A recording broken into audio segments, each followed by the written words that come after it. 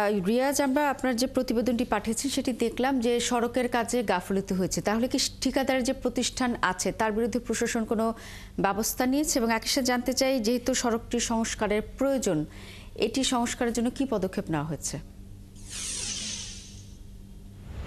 আপনাকে জানিয়ে রাখি যে এখানে এনএলআই যে প্রকল্প পানি উন্নয়ন বোর্ডের 14 কিলোমিটারে বেড়িবাঁধ নির্মাণ করা হয়েছিল। সেই বেড়িবাঁধের সড়কটা কিন্তু রূপগঞ্জ কাঞ্চনা এবং রূপসী সড়ক 14 কিলোমিটার। এই সড়কটি 18 সালে একেবারে চলাচলের অকেজ হয়ে পড়াতে বিশ্বব্যাংকের অর্থায়নে স্থানীয় সরকার প্রকৌশলী অধিদপ্তর 143 কোটি টাকা ব্যয় এই সড়কের কাজে নির্মাণ শুরু করেন। আর এর ঠিকাদার ছিল national development engineering company limited ND.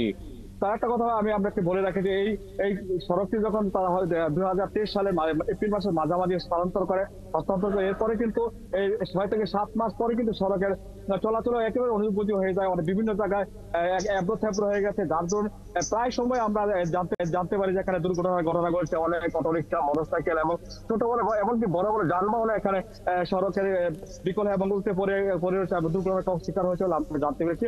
তবে আপনার আগে একটা কথা বলে উপজেলা প্রকৌশলীর সাথে আমরা কথা বলে তারা আমাদেরকে বলেছে যে তাদেরকে ঠিকাদার পরিশ্রমকে বারবার তারা তাগিদ দেওয়ার পরও তারা এই কাজটা করছে, তারা সংশোধন করছে না।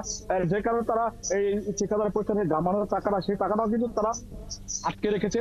তো উপজেলা নির্বাহী কর্মকর্তার সাথে আমরা কথা তারা বলেছে যে এটা কিভাবে দ্রুত সমাধান করে সেই জন্য তারা উপজেলা কর্তৃপক্ষের সাথে কথা বলবেন, কথা বলে যেন দ্রুত সমস্যার সমাধান হয়।